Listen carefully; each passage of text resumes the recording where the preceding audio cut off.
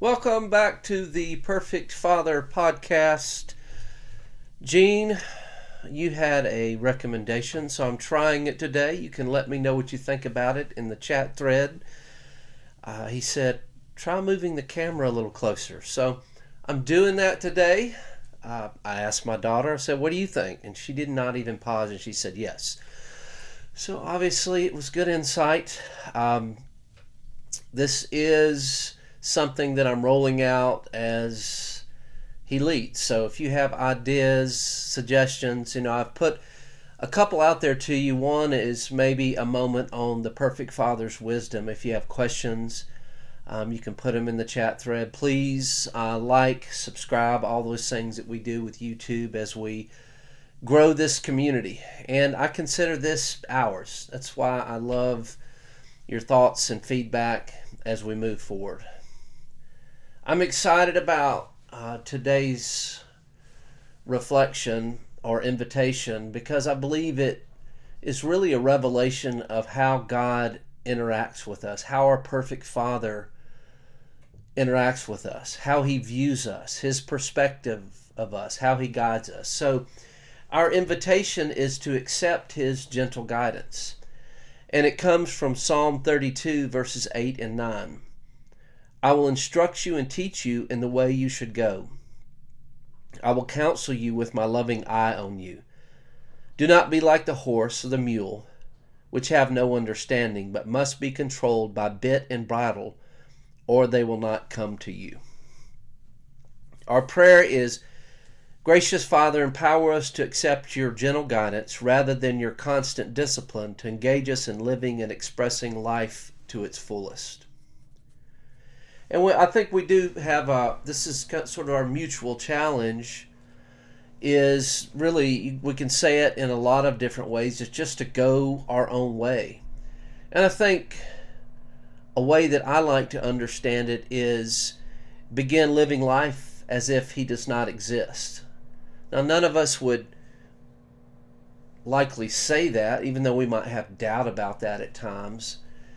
But living life as if He doesn't exist. There's an example, I think it's in Hebrews, of Esau, and he's the one that is called godless. And if you read back over the life of Esau, that was Jacob's brother, and I won't get into all of that. Jacob became the seed of Israel, the father of many nations. Of course, that's Abraham, but he became the one who lived that out with the 12 tribes, and great story. But if you compare even the life of Jacob and Esau, honestly, Esau seemed to be more of a morally upstanding person.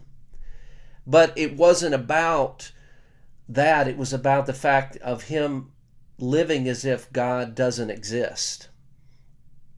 This could be a life void of, meaning and calling and purpose. So it's really not about moral superiority. We could be morally upstanding people and be very self-absorbed. I was having lunch with a friend yesterday, shout out to Will, and we were talking about this. Paul, in Romans, said that really he said our purpose is to love our neighbor as ourselves. He even didn't get into love the Lord your God with all your heart, soul, mind, and strength, and love your neighbor as yourself. I believe that was a given. But the test that I hold myself up to is the depth of how I'm loving, caring, and serving those that God puts in my way, right? In my profession, in my life, in my family. I think that is, the ultimate litmus test. My final prayer every day before I start mentioning your names before the Lord, and I do that, I call them out before His throne of grace. The final part of my prayer is, Lord, I answer affirmatively to your question, whom shall I send? Lord, send us. Send us. May we be about your assignment today. And that's ultimately where I believe that you and I find our satisfaction in this life. We've said it, and I think 2 podcasts ago, it's that moving outward, moving away from self, and being caught up in his purpose. One of the examples that about Jesus, it said his purpose was to expose the works of darkness. And how do we do that and participate with Holy Spirit in us as we bring his light?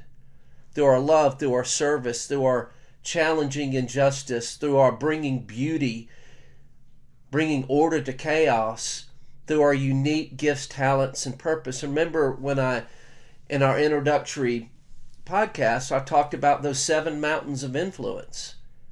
And part of the reason that we're seeing such a problem in society and in culture is good people, God's people, are forsaking their influence in those places like business and education and family and arts and entertainment, all of these different areas that we're called to be salt and light. We're called to expose the work of darkness with his light, with our unique gifts, calling, and talents.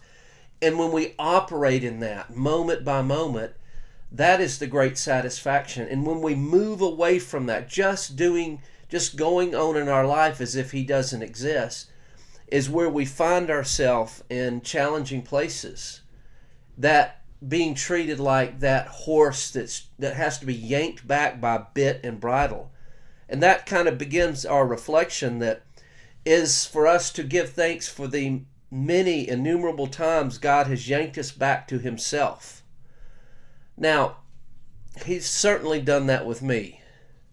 I can remember growing up, and I hesitated whether or not to share this story, but it's kind of fun. Mostly because my kids might be listening to this. But that's okay. They're old enough to hear it, I believe, at this point. They may not know this story, but when I was growing up, I knew right from wrong. I was telling somebody over lunch that I'm very theologically very eclectic. I was christened in a Methodist church, came to faith, I guess, in the Baptist church. I was scared to go to hell. Spent some times in kind of non-denominational churches, and then had definitely some Reformed influence through my grandmother, and then end up in liturgical church setting. All of which, honestly, I'm grateful, and maybe we'll talk about this at some point, for all the different values that I learned within each of those expressions. I say all that to say, growing up, I knew right from wrong, and it would always kind of drive me crazy that I was around friends, and this is when I was living in rebellion, that seemed carefree. I could never be carefree because I always had a conviction. And I had a conviction that I could be caught. And a large part of that is I had praying parents. And so one night, me and a friend, and he is actually a part of our community, I won't mention his name, it was 11 o'clock at night, and we decided we were going to go by the Western supermarket with the idea of stealing some alcohol. True story. It's 11 at night. He goes in. Now, am I better than him because I didn't go in to do it? No, I was just scared to do it. Just as rebellious at the time. And I'm sitting there in the parking lot, and lo and behold, remember it's 11 at night, and my mom drives up. What are the chances? A praying mother. And so I awkwardly go to her car and greet her, and she could probably tell I was nervous, and I'm scrambling to try to keep her from going in, and as I'm talking to her, out of the corner of my eye, I see the cashier and the manager grab my friend. So he's been caught. I'm like, I can't let my mom go in there, and I said, Mom, tell me what you're here to shop for. I'll go in and get it for you. And she kind of looked at me awkwardly, and she said, well, I'm here for female products. And then I was like, this isn't going to work. She goes in, sees my friend. Of course, I didn't leave with my friend. I left with her back home, as you can imagine, and then the discipline that followed. Now, it's very clear that God's discipline for us is an expression of his love and mercy. He yanks us back to himself like a horse with bit and bridle. But that's exhausting and that's painful, right? There is a better way, and that's the invitation today, is to accept his gentle guidance. moment by moment as is portrayed in the psalm. And so, in order to break this pattern, and it's certainly been a pattern in my life, not just as a teenager, I want to utilize both positive and negative motivations.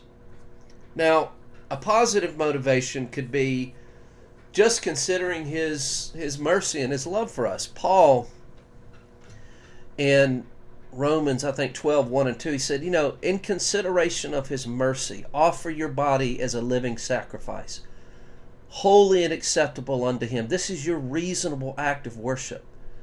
As I consider his mercy, I'm responding to that, right?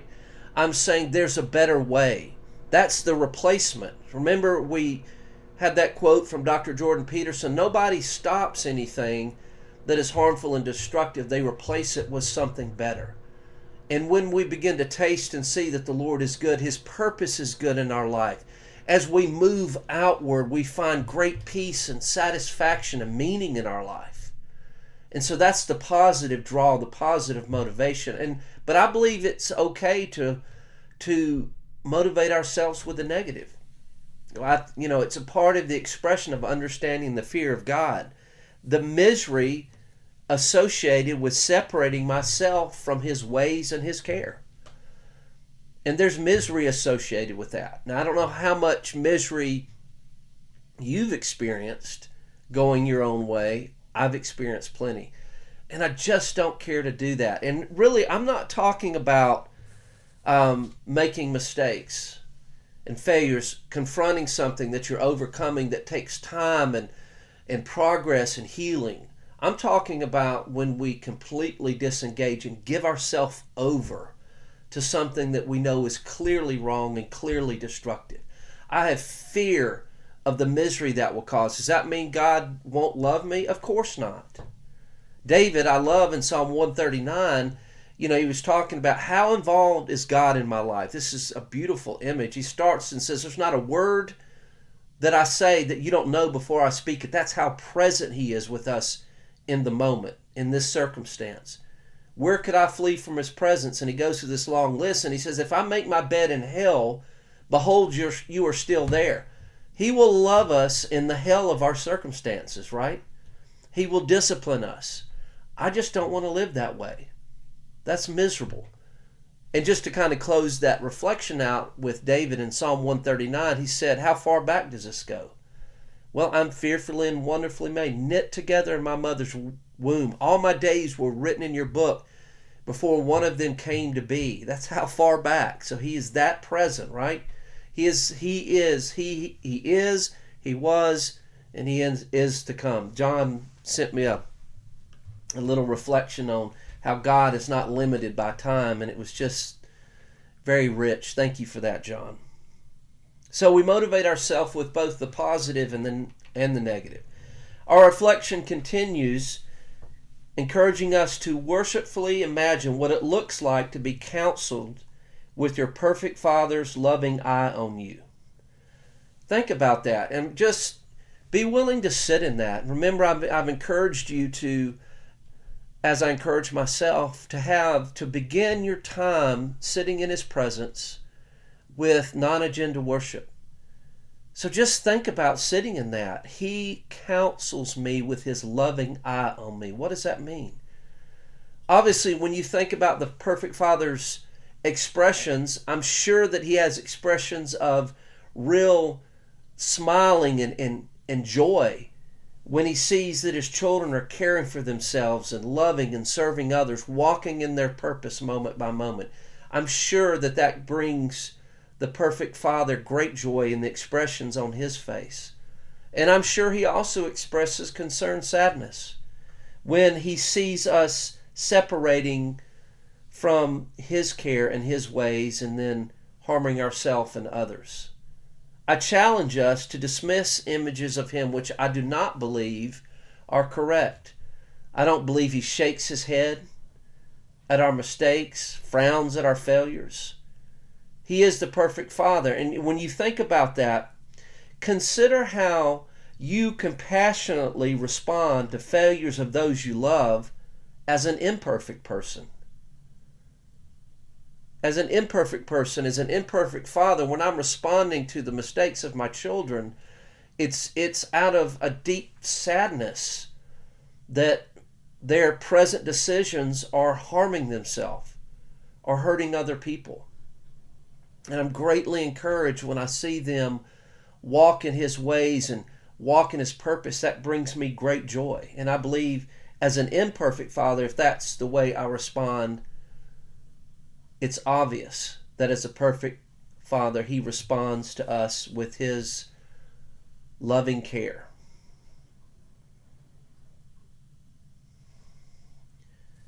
So as we move forward, we don't have to be anxious. We simply respond to that gentle nudge, that unction that He places within us. Here is the way, walk in it. We begin to sense that voice internally as we walk into situations and we consider, how can I love? How can I affirm? How can I defend? How can I bring beauty to this situation? How can I encourage someone and build them up? That internal unction, that great satisfaction as we move outward. Our invitation moving forward is to accept His gentle guidance. I love you. See you next time.